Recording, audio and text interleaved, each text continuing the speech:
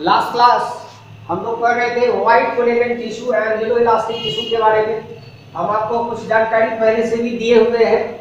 अब यहाँ देखिए, जैसे व्हाइट कोलेजन टिश्यू के बारे में लिखा हुआ है कि कहाँ कहाँ मिलेगा।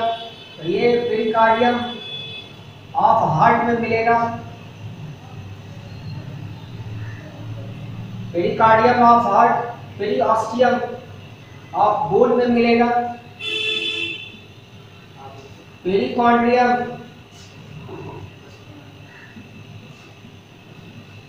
पेरिकॉन्ड्रियम ऑफ कार्टिलेज में मिलेगा,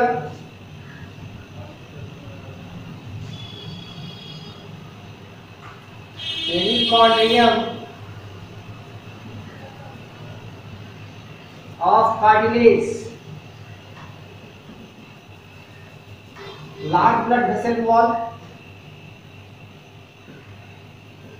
large blood vessel wall, capsule of kidney,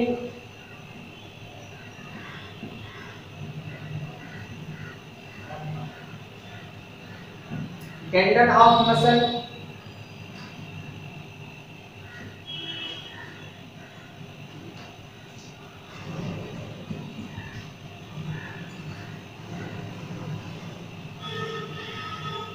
fibres of penis, scrotum,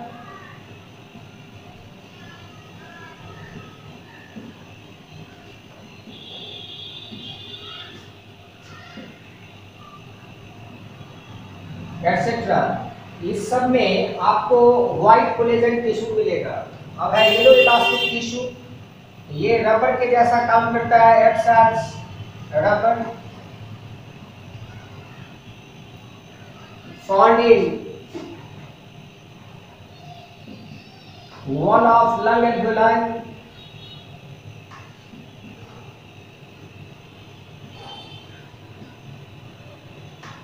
blood vessel wall,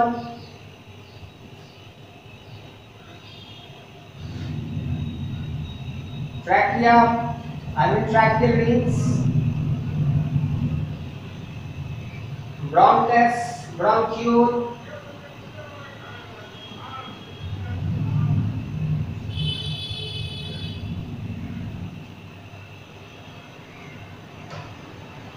pinna, knows tip, etcetera. इस सब में आपको येलो इलास्टिक टिश्यू मिलेगा। ये बना रहता है इलास्टिन प्रोटीन से, इसमें इलास्टिन प्रोटीन होगा और इसमें व्हाइट कोलेजन जो है इसमें आपको कॉन्ड्रिन प्रोटीन मिलेगा।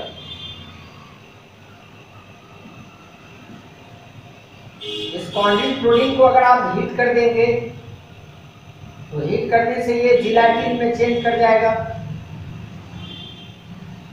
ये कॉन्ड्रिन प्रोटीन डाइजेस्ट हो जाता है, ये कभी भी जिलेटिन का फॉर्मेशन नहीं करेगा।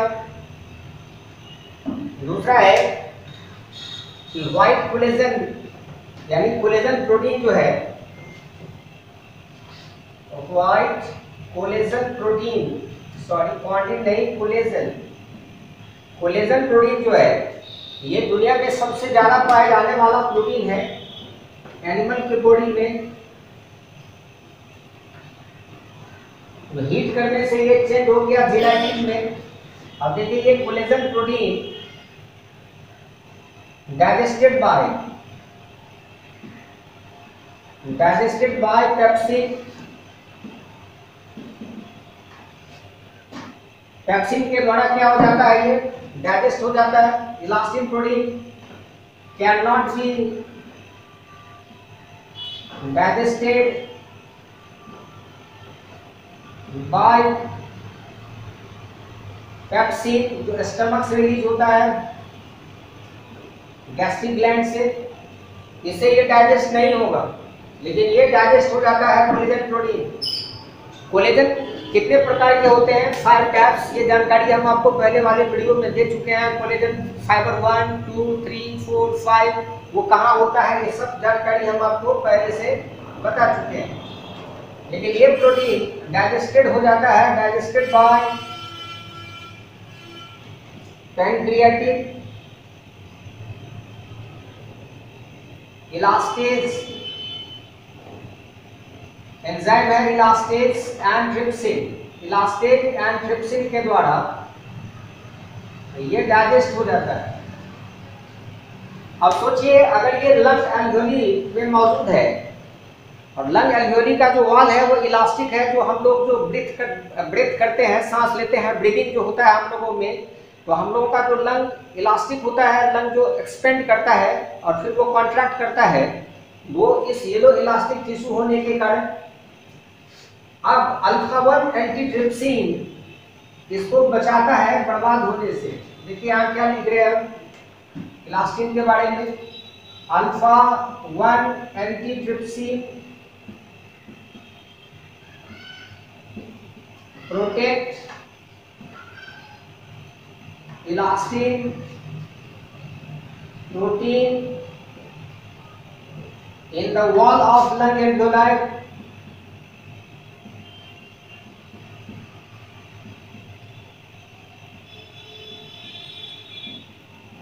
या alveoli, इसको ये बचाता है। अगर इसकी कमी हो जाए अल्फा 1 एंटीट्रिप्सिन की, क्योंकि ये एंटीट्रिप्सिन है जो ट्रिप्सिन के अगेंस्ट में काम करेगा,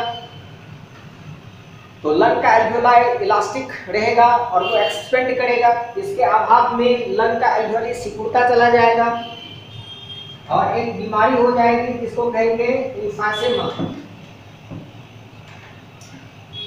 तो याद रखना है एम्फाइसेमा एक बीमारी है, ये होता है due to lack of alpha 1 antitrypsin.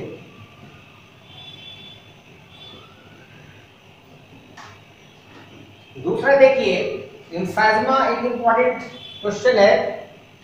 दूसरा क्वेश्चन होता है कि इस इलास्टिन प्रोटीन के क्रॉस लिंकिंग में डेस्मोसिन मदद करता है, और उसके कमी से भी आदमी को ARDS acute respiratory distress syndrome हो जाता है।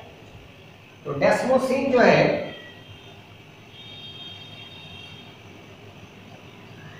Desmosine take part in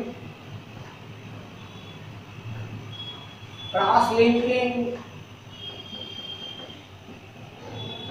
of elastic fibre.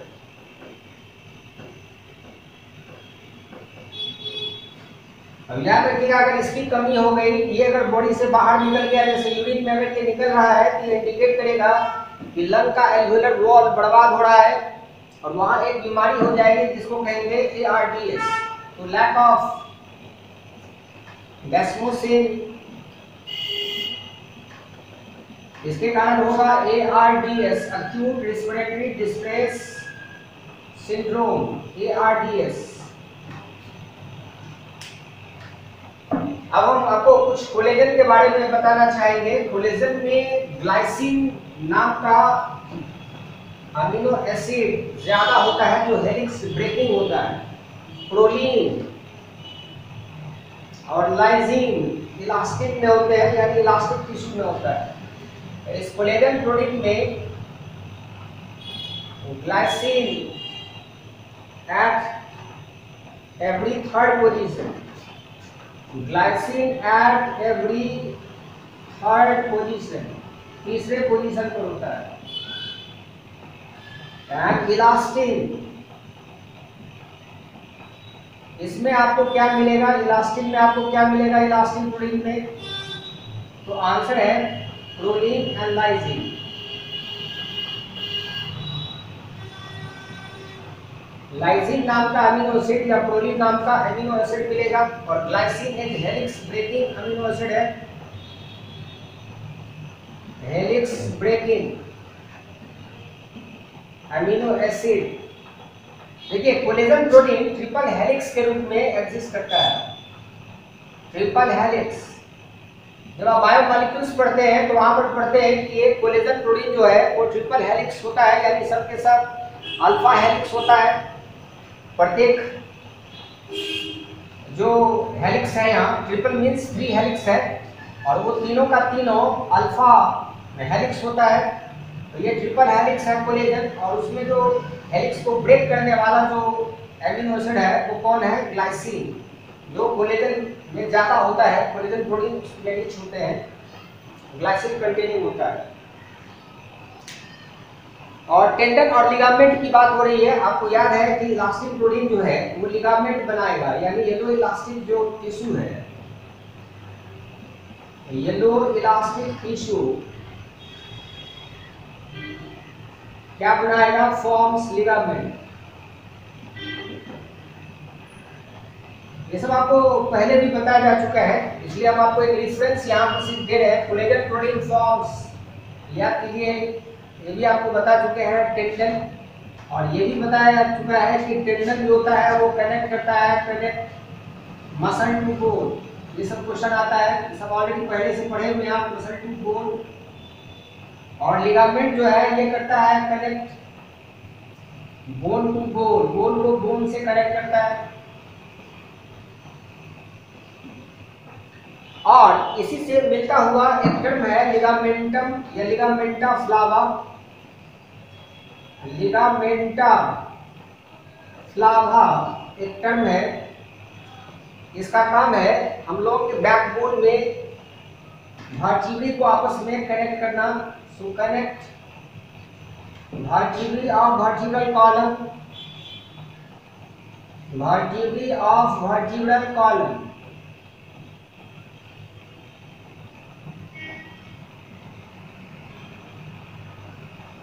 Vertebral column में जो वर्टिब्री है उसको ये कनेक्ट करता है।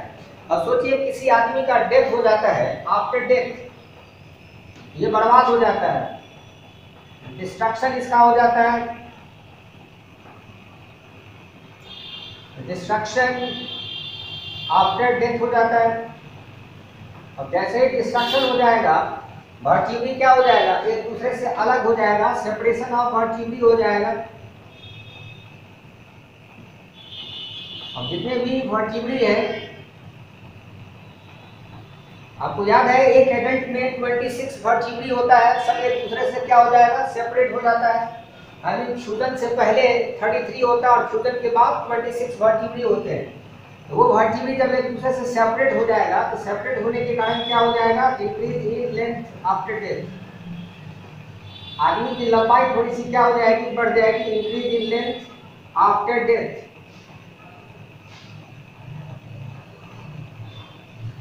तो हम लोग बोलते हैं कि मरने के बाद आदमी की लंबाई थोड़ी सी बढ़ जाती है, क्योंकि उसके वर्टिब्रा रिलैक्स हो जाते हैं लिगामेंटा फ्लावा के डिस्ट्रॉयड होने के कारण, डिस्ट्रक्शन के कारण, और इसलिए बोला जाता है कि ये आदमी लंबा हो गया मरने के बाद। अब देखिए, जैसे कि हम ममीज के बारे में जानते हैं, ममीज में आज भी ब्लड वेसल्स इंटैक्ट है। इसके पीछे क्या राज हो सकता है? So arteries, I mean blood vessels of mummies, blood vessels of mummies are intact today, intact today due to elastin protein. तो किसको जल्दी कोई चीज बर्बाद नहीं कर सकता है, और इसीलिए मम्मीज के आर्टरीज आज भी सुरक्षित हैं। आप मूवी भी देखे होंगे, मम्मीज रिटर्न्स। तो मरने के बाद देखते होंगे, खास करके इजिप्ट में, मिस्र में मम्मीज बना करके रखा जाता था पहले जमाने में। उसका ब्लड वेसल आज भी सुरक्षित है, क्योंकि उसके वॉल में, ब्लड वेसल के वॉल में इलास्टिन नाम का प्रोटीन है।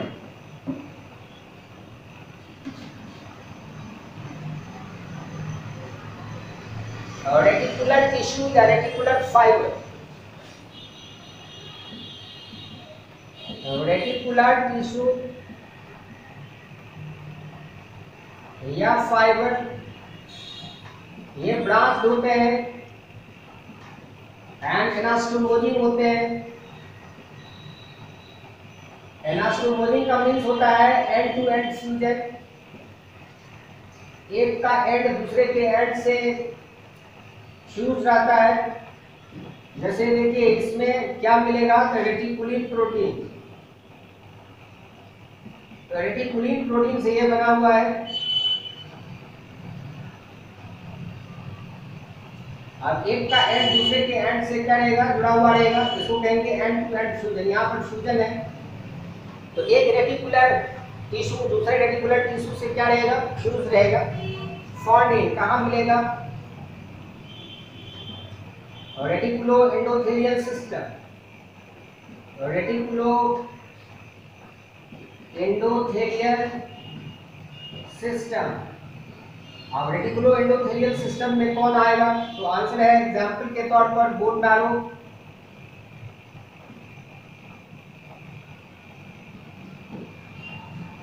दूसरा है liver, spleen, Pairs patches of small intestine,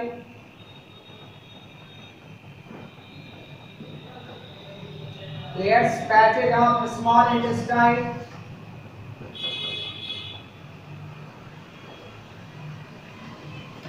lymph node,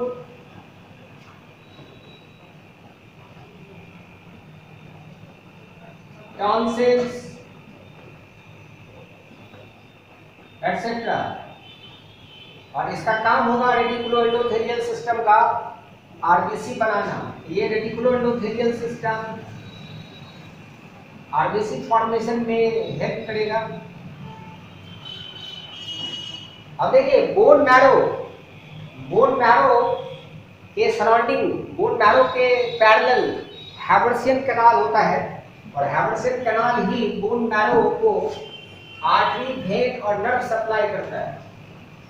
और याद है कि हैबर्सियन जो कैनाल या डक्ट होते हैं वो सिर्फ मैमेलियन बोन में होते हैं। यहाँ हम नोट में कुछ लिखना चाहेंगे कि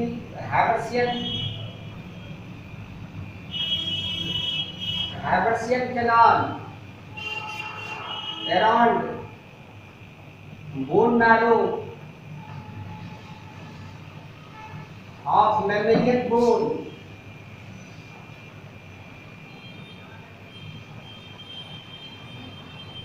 conduct artery, vein, nerve, lymphatics, etc.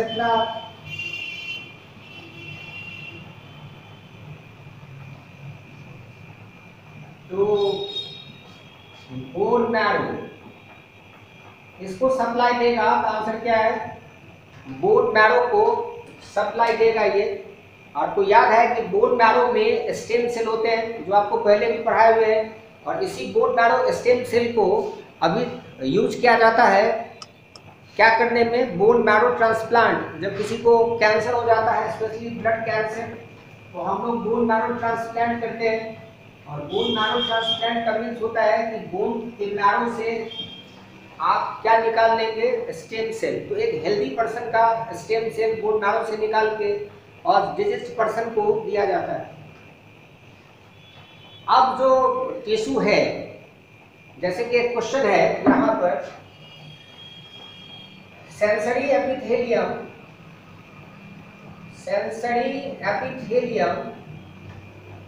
Of nasal chamber cord,